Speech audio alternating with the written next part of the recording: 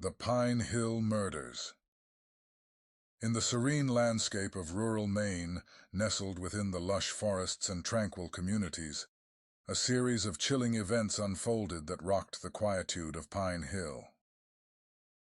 It was a crisp autumn morning when the first report of a missing person surfaced in the tight-knit town. Emily Taylor, a beloved high school teacher known for her warmth and dedication, vanished without a trace on her way home from a late staff meeting. The initial disbelief among the townsfolk soon turned into a wave of apprehension as the days passed with no sign of her. Rumors began to circulate, whispers of shadowy figures lurking in the woods and eerie sightings during the night.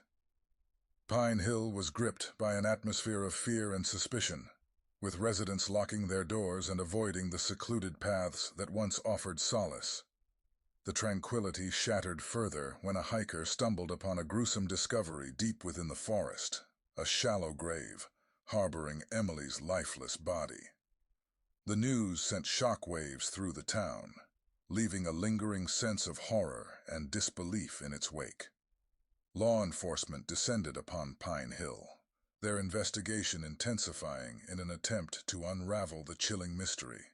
The case was rife with dead ends and red herrings, leaving detectives grasping at straws as they pieced together the events leading to Emily's tragic demise. As the investigation unfolded, the spotlight turned to a reclusive resident, Henry Bates, whose secluded cabin sat on the outskirts of Pine Hill. Bates was known for his eccentricities, spending most of his time immersed in his writings and shunning any form of social interaction. The authorities, fueled by mounting circumstantial evidence and witness accounts, obtained a search warrant for Bates's property. What they uncovered within the confines of the cabin sent shivers down their spines. A trove of macabre writings, detailing eerily accurate accounts of the murders that had plagued Pine Hill.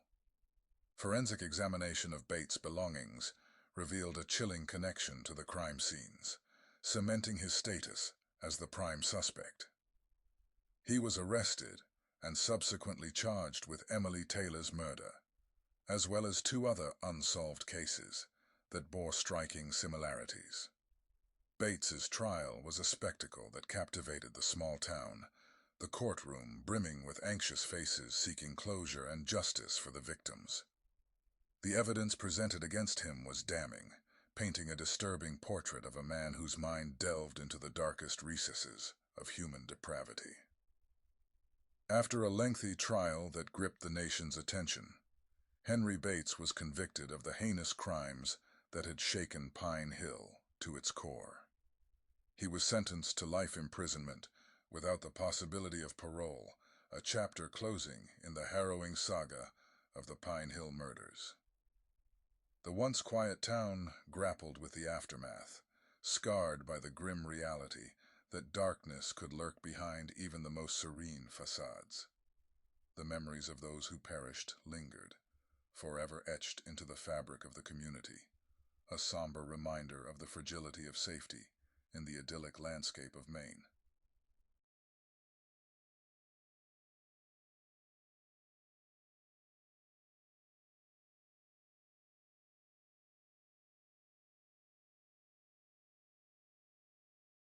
The Lost Hollow Murders. In West Virginia's dense, shadowed hollows lay a mystery that sent shivers down the spines of the tight-knit community of Lost Hollow.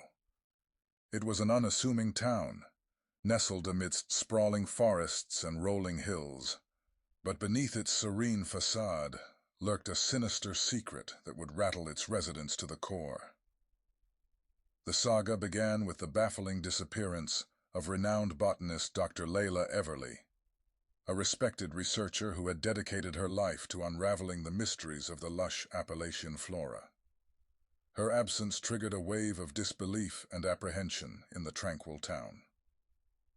Layla Everly, known for her scholarly pursuits and reclusive nature, vanished without a trace during an expedition into the deep, untamed woods that encircled Lost Hollow. The silence that followed her sudden disappearance cast a pall of unease over the townsfolk, who were unaccustomed to such sinister occurrences in their midst.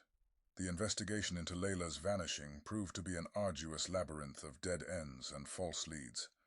Whispers of the Hollow's haunting folklore and eerie sightings during the night further enshrouded the town in an unsettling atmosphere, steeped in superstition and fear. The eerie tranquility was shattered once again when a local hiker stumbled upon a clandestine clearing deep within the woods. A macabre tableau, revealing Layla Everly's lifeless form, sprawled amidst the tangled underbrush. Her demise sent shockwaves through Lost Hollow, plunging the community into a state of dread and despair. As authorities grappled with the puzzle of Layla's demise, the spotlight turned to an enigmatic figure, Elias Blackwood, a reclusive artist known for his hauntingly beautiful yet foreboding paintings, inspired by the woods that enveloped Lost Hollow.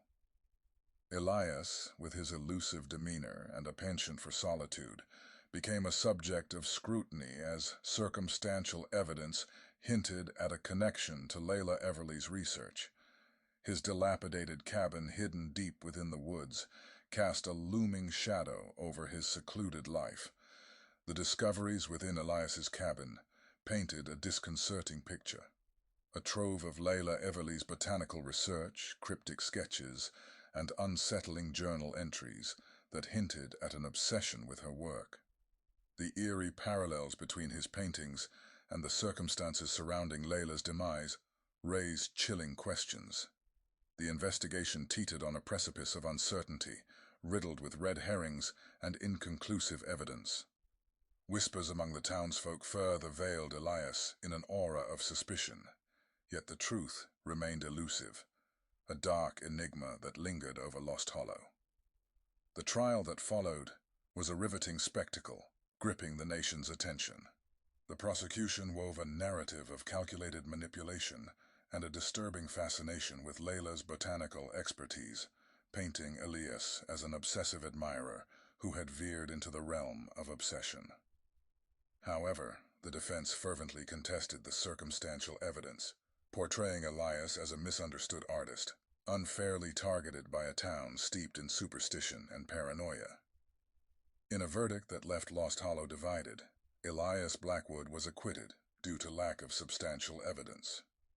The town grappled with a spectrum of emotions, relief at the closure of a tumultuous trial, yet haunted by the unsettling mystery that loomed over their once peaceful enclave. The echoes of Layla Everly's tragic fate and the enigmatic aura surrounding Elias Blackwood lingered, etched into the fabric of Lost Hollow's history, forever woven into its serene landscape. A haunting reminder that the allure of the backwoods could harbor mysteries that may never be fully unraveled.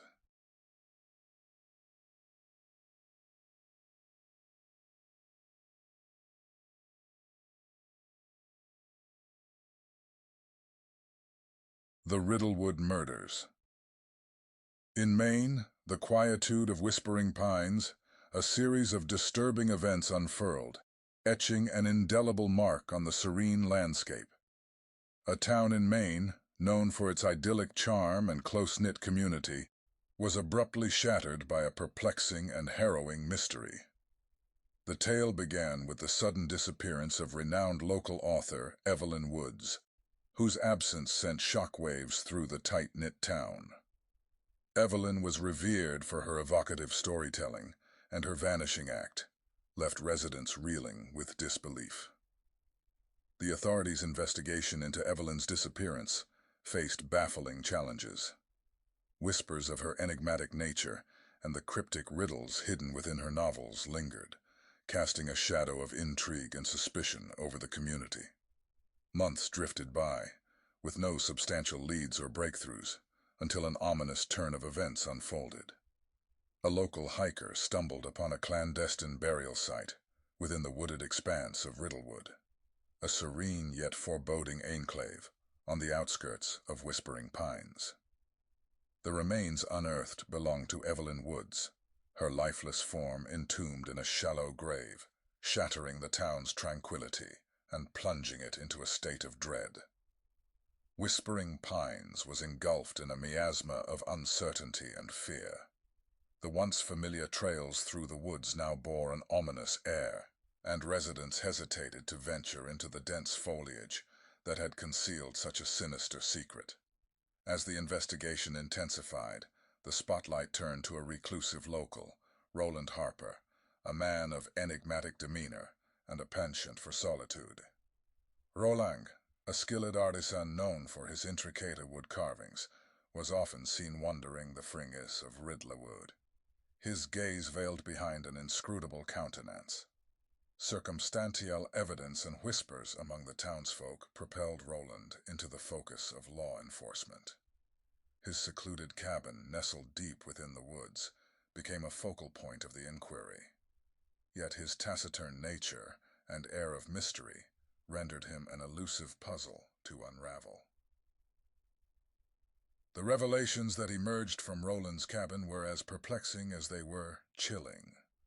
A collection of intricate carvings depicting scenes eerily reminiscent of Evelyn's novels, coupled with cryptic journal entries that hinted at an obsession with her literary works. The unsettling discoveries painted a disconcerting picture, casting Roland as a potential suspect in Evelyn's demise. Yet, the investigation stumbled upon red herrings and inconsistencies, plunging into a quagmire of speculation and uncertainty. The trial that ensued was a riveting saga, captivating the nation's attention. The prosecution wove a narrative of calculated manipulation and a morbid fascination with Evelyn's literary creations, painting Roland as a puppeteer, orchestrating a sinister plot. However, the defense vehemently contested the circumstantial evidence, painting Roland as a misunderstood recluse, unfairly targeted by a town shrouded in paranoia. In a verdict that left Whispering Pines divided, Roland Harper was acquitted due to insufficient evidence. The town grappled with conflicting emotions, relief at the closure of a tumultuous trial, yet haunted by the unsolved enigma that loomed over their beloved community. The echoes of Evelyn Wood's tragic fate and the inscrutable aura surrounding Roland Harper lingered, etched into the fabric of Whispering Pines, forever woven into its storied history, a haunting reminder that the serene facades of small towns can harbor enigmatic mysteries waiting to be unraveled.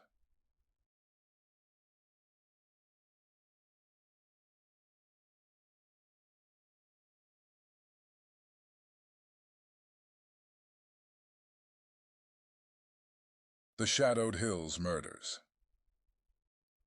Within the rolling hills of West Virginia lay the serene community of Whispering Pines.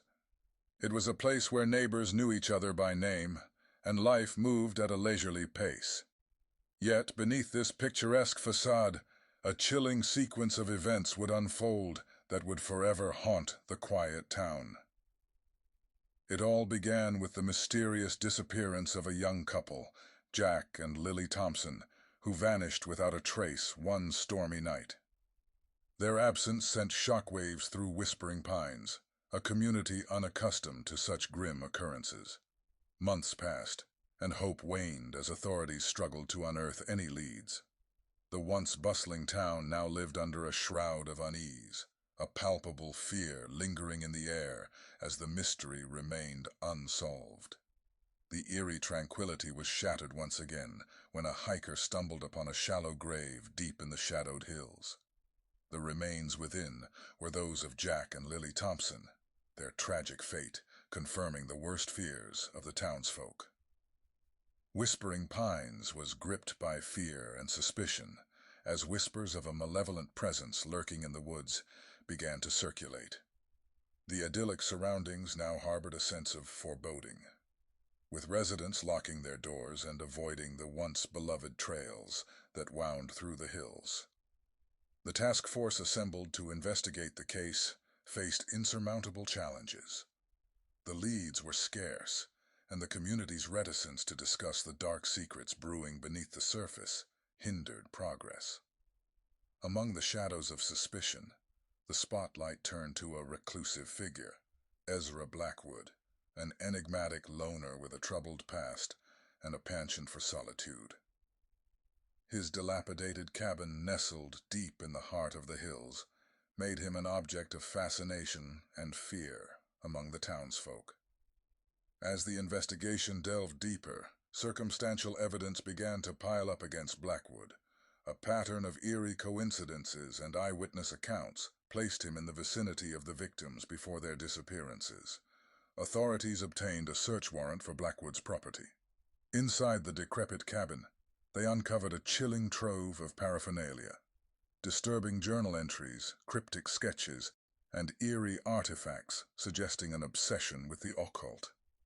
The discovery cast a shadow of suspicion over Blackwood, whose secluded life and unconventional beliefs painted a picture of a man steeped in darkness.